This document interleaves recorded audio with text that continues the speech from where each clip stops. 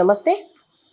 CM Jagan government ads ఇవ్వడమే కాకుండా తన పార్టీని ప్రమోట్ చేస్తున్నారని చెప్పి ఒక వ్యక్తి ఏపీ హైకోర్టులో పిల్ వేశారు. మరి ఆ పిల్కి కాన్సిక్వెన్సెస్ ఎలా ఉంటాయి అనేది మనకు వివరించడానికి సీనియర్ జర్నలిస్ట్ దాము బాలాజీ ఉన్నారు. ఆయన అడిగి తెలుసుకుందాం. నమస్తే సార్. నమస్తే సార్, సీఎం జగన్ తన పార్టీని ప్రమోట్ చేస్తున్నారని చెప్పి ఒక వ్యక్తి ఏపీ హైకోర్టులో పిల్ వేశారు. ఆ పిల్కి పరిణామాలు ఎలా ఉంటాయి సార్? బాపట్ల జిల్లా పర్చూరు మండలం అన్నంబొట్ల వారిపాలెం అనే గ్రామానికి చెందిన చెన్నుపాటి సింగయ్య అనే ఒక వ్యక్తి ఒక పిల్ వేశారు. పబ్లిక్ ఇంట్రెస్ట్ లిటిగేషన్ హైకోర్టులో, ఏపీ హైకోర్టులో. ఆ పిల్ ఏమంటే, ఆంధ్రప్రదేశ్ ప్రభుత్వ డబ్బుతో, అంటే ప్రజల డబ్బుతో, పబ్లిక్ మనీతో ప్రకటనలు ఇస్తుంది. వ్యాపార ప్రకటనలు, అడ్వర్టైజ్మెంట్స్. ఆ అడ్వర్టైజ్మెంట్స్లో జగన్ని ప్రమోట్ చేసుకునే విధంగాను, వైసీపీని ప్రమోట్ చేసుకునే విధంగాను, టీడీపీని బదనాం చేసే విధంగాను ఉంటున్నాయి.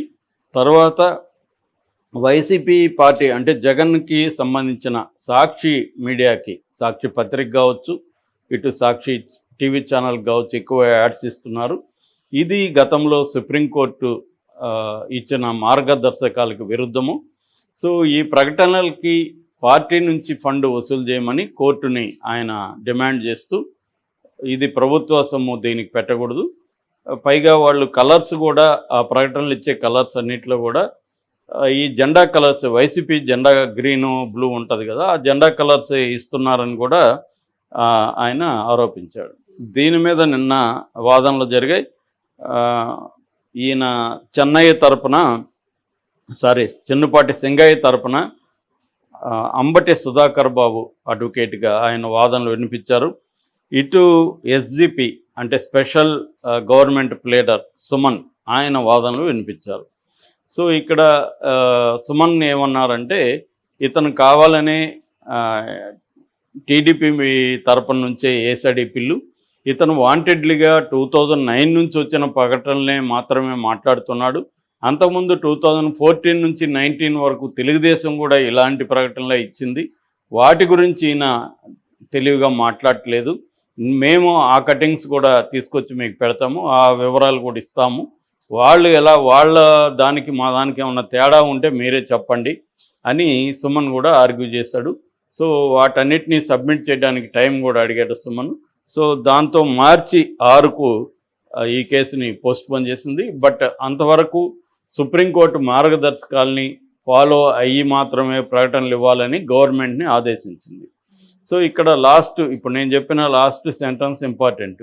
ఎందుకంటే సుప్రీంకోర్టు మార్గదర్శకాలు ఏం చెప్తున్నాయి అనేది మనం చూస్తే, 2015లో common cause versus union of India అనేది ఒక కేసు. దీన్ని బెంచ్ మార్క్ కేసులు అంటారు ఇలాంటి వాటిని. సో లేదా కేసు లా అని కూడా పిలుస్తుంటారు. ఈ కామన్ కాజ్ అనే ఒక సంస్థ ఒక పిల్లేసింది. అప్పుడు దాని తరపున ప్రశాంత్ భూషణ్ అడ్వకేట్గా సుప్రీంకోర్టులో వాదనలు వినిపించారు.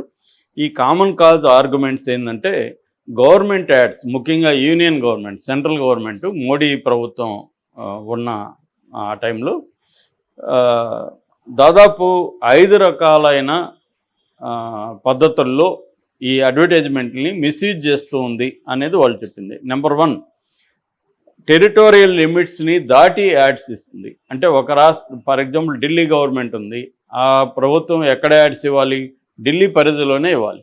కానీ పంజాబ్, రాజస్థాన్, ఉత్తరప్రదేశ్ వాటంతా కూడా ఇస్తుంది. అలాగే ఆ మధ్య మనం చూసాం తెలంగాణ యాడ్స్ మిగతా స్టేట్లంతా కూడా ఇచ్చారు కేసీఆర్. అప్పుడే దాని మీద విమర్శలు వచ్చాయి. ఫుల్ పేజ్ యాడ్స్ అంతా ఇచ్చారు బీఆర్ఎస్ పార్టీ పెట్టిన తర్వాత. ఇక్కడ ప్రభుత్వ యాడ్స్ అంతా తీసుకెళ్ళి వేరే రాష్ట్రాలకి ఏం పని అనేది. ఇది ప్రతి రాష్ట్రం కూడా ఏదో ఒకసారి చేస్తుంది. అంటే కొన్నిసార్లు మాత్రం అలా ఇవ్వచ్చు. అంటే వేరే రాష్ట్రంలో పెట్టుబడిదారులను ఆహ్వానించడానికో, వాళ్ళని అట్రాక్ట్ చేయడానికో, మన రాష్ట్రంలో పెట్టుబడి అవకాశాలు ఎంత బాగున్నాయి అని చెప్పడానికి ఇవ్వచ్చు కొన్నిసార్లు. అట్లా కాకుండా ప్రతి పథకాన్ని వీళ్ళని ప్రమోట్ చేసుకునే విధంగా ఇస్తున్నారు అనేది ప్రధానమైన విమర్శ.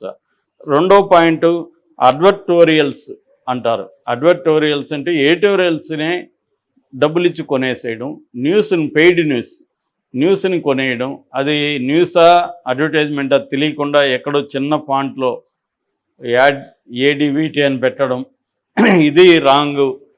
ఇది కూడా గవర్నమెంట్స్ పెద్ద ఎత్తున చేస్తున్నాయి అనేది రెండవ విమర్శ. మూడవ విమర్శ, కావాలని ఎన్నికలకు ముందే పెద్ద ఎత్తున గవర్నమెంట్ యాడ్స్ వస్తుంటాయి. దానికి కారణం ఏంటంటే ఎన్నికలకి ఆ పార్టీకి పనికొస్తుంది కాబట్టి ఆ పార్టీ చేసిన అచీవ్మెంట్స్ని విపరీతంగా ప్రమోట్ చేయడం, ఆ పార్టీ నాయకుల్ని విపరీతంగా ప్రమోట్ చేయడం అనేది జరుగుతుంది. కాబట్టి ఇది ఎన్నికల ముందు కావాలనే వాళ్ళు డబ్బులు అంతకుముందు ప్రకటనల కోసం పెట్టుకున్న డబ్బులంతా కూడా ఎన్నికల ముందే పెద్ద ఎత్తున ఖర్చు పెడతా ఉన్నారు. ఇది ఆ పార్టీకి అడ్వాంటేజ్గా ఉంటుంది. ప్రతిపక్ష పార్టీలకి అది డిసడ్వాంటేజ్ అవుతుంది. వాళ్ళేమో పార్టీ డబ్బులు ఖర్చు పెట్టుకోవాలి, వీళ్ళేమో గవర్నమెంట్ పబ్లిక్ మనీని ఖర్చు పెట్టుకొని తమ పార్టీని ప్రమోట్ చేసుకుంటున్నారు. నెక్స్ట్ వచ్చి CCRGA అనేది ఒక కమిటీని వేశారు. CCRGA అంటే committee on content regulation in government ads. దాని రెగ్యులేషన్స్, దాని మార్గదర్శకాలని ఎవరు కూడా ఫాలో కావట్లేదు అనేది నాలుగోది. ఐదోది, పర్సన్స్ పిక్చర్స్ని విపరీతంగా వాడుతున్నారు, ఫోటోల్ని వాడుతున్నారు. ఇప్పుడు మోడీ ఫోటో లేకుండా దేని మీద, చివరికి మోడీ బియ్యము సంచుల మీద మోడీ ఫోటో, అతను ఏమిచ్చినా వాటి మీద మోడీ ఫోటో, అప్పట్లో కోవిడ్ కిట్స్ ఇచ్చారు వాటి మీద మోడీ ఫోటో, ఇలాగ అన్నిటి మీద ఫోటోలు వాడుతున్నారు అనేది ఈ కామన్ కాజ్ అనే సంస్థ సుప్రీంకోర్టులో పిల్లేసింది. ఈ పిల్లు తర్వాతనే ఈ CCRGA కూడా సుప్రీంకోర్టు ఏర్పాటు చేసింది. సో సుప్రీంకోర్టు ఏం చేసిందంటే NR మాధవ మేనన్ కమిటీని ఏర్పాటు చేసింది. దీన్ని అధ్యయనం చేసి రికమెండేషన్ చేయమని. ఆ రికమెండేషన్స్లో మెజారిటీ దాన్ని సుప్రీంకోర్టు తీసుకొని ఈ మార్గదర్శకాలను చేసింది. ఒక గవర్నమెంట్లో ఓన్లీ ప్రధానమంత్రి, మినిస్టర్ల ఫోటోలు మాత్రం వాడచ్చు, అది కూడా లిమిటెడ్గా వాడాలని ఒక కండిషన్ పెట్టింది. తరువాత ప్రభుత్వం తమ పథకాలకు సంబంధించి ప్రజలకు తెలియజేసేది అంటే ఇన్ఫర్మేటివ్గా ఉండాలి, కానీ వాళ్ళ మైండ్స్ని తమ పార్టీకి అనుకూలంగా చేయకూడదు. పార్టీ వేరు, ప్రభుత్వం వేరు. అట్లాగే పార్టీ జెండాలు కానీ పార్టీ కలర్స్ కానీ వాటిలో వాడకూడదు. ఇలాంటి కొన్ని మార్గదర్శకాలని సుప్రీంకోర్టు ఫార్మేట్ చేసింది.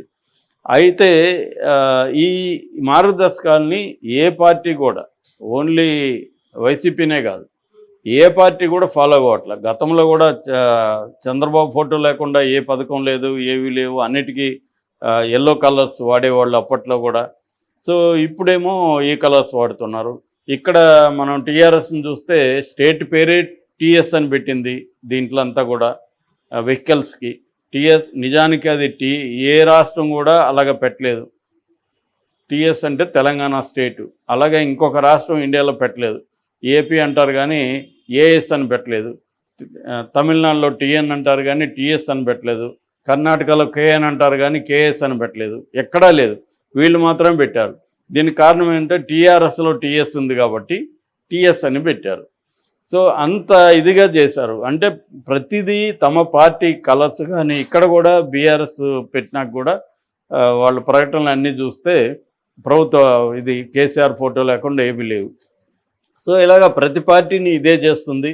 ఈ క్రమంలో ఈ పిల్లేయడం అయితే మంచిదే, కానీ అది ఓన్లీ వైసీపీనే టార్గెట్ చేయడం కరెక్ట్ కాదు అనేది ఎక్కువ మంది చెప్తున్న మాట. ఎందుకంటే వైసీపీ ఖచ్చితంగా చేస్తుంది. వైసీపీ ఒకటే కాదు, అంతకుముందు తెలుగుదేశం చేసింది, బీఆర్ఎస్ చేస్తుంది, సెంట్రల్లో బీజేపీ చేస్తుంది, కాంగ్రెస్ చేస్తుంది. ఇప్పుడు కూడా కాంగ్రెస్ మొన్న బస్సు వేస్తే మేడిగడ్డకి, ఆ బస్సు మీద రేవంత్ రెడ్డి ఫోటో పెద్దది వేసి ఉంది, పక్కనేమో బట్టిది చిన్న ఫోటో పెట్టారు. సో ఇలాగా ప్రతి ఒక్కరూ చేసే పని ఇది. సో అంటే సుప్రీంకోర్టు మార్గదర్శకాల్లో ప్రధానమంత్రి ఫోటో, ముఖ్యమంత్రి ఫోటో, మంత్రుల ఫోటోలు పెట్టచ్చు, కానీ లిమిటెడ్గా ఉండాలని చెప్పింది. ఇవేంటంటే కొలిచి ఇంతనే చేయాలనే దానికి సుప్రీంకోర్టు కూడా చెప్పలేని పరిస్థితి. ఎందుకంటే ప్రభుత్వ పథకాలకు సంబంధించి ప్రజల్లో అవగాహన పెంచాలనేది సుప్రీంకోర్టు ఆమోదించాల్సిన పరిస్థితి. At the same time party కానీ ఆ వ్యక్తులను కానీ ప్రమోట్ చేయకూడదని సుప్రీంకోర్టు చెప్పింది, కానీ దాన్ని ఎవరూ ఫాలో కావట్లేదు. సో ఆ రకంగా ఇప్పుడు నాకు తెలిసి ఇది జగన్కి పెద్ద షాక్ అని నేనైతే అనుకోవట్లేదు. ఎందుకంటే అతను మళ్ళీ పాటించడు. ఆల్రెడీ ఇప్పుడు మార్చి 6 వరకు ఇంకా దీని మీద లేదు. తర్వాత మళ్ళీ ఏదో ఒక సాగుతో వీళ్ళు పోస్ట్‌పోన్ చేస్తారు.